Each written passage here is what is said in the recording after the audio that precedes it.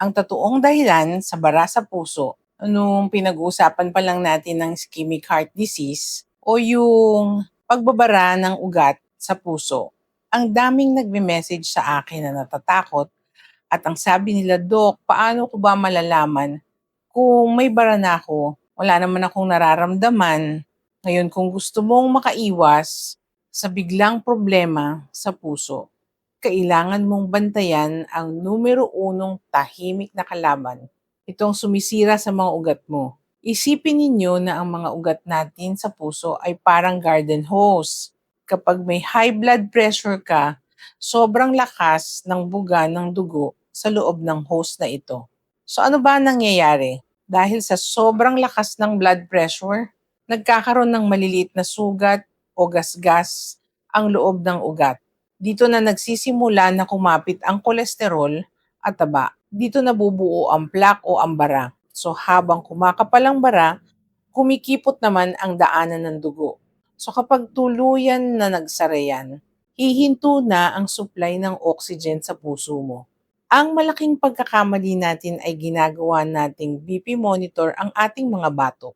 Pag sumakit ang batok, hala, may high blood ako. Pag wala namang nararamdaman, healthy ang puso ko. Sumali, karamihan ng mga sinusugod sa ER dahil sa puso ay nakangiti pa nga at walang nararamdaman nung umaga. Kaya nga siya tahimik na kalaban. Ang tanging paraan para malaman mo kung sinisira na ng pressure ang ugat mo ay sukatin mo ito araw-araw. Kaya bilang doktor, lagi kong ina-advise na dapat may sarili kayong blood pressure monitor sa bahay. Pero wag bibili ng basta-basta. Hanapin nyo ang clinically validated. Ibig sabihin, dumaan ito sa matitinding medical standards. Kaya sigurado kayong tama ang basa at hindi hula-hula lang.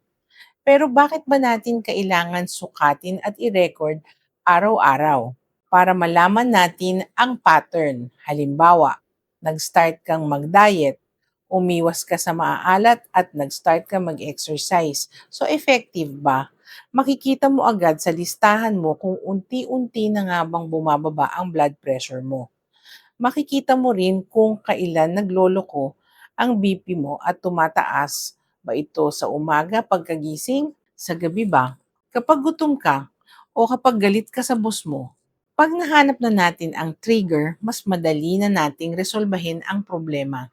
At ito ang pinakaimportante para sa aming mga doktor.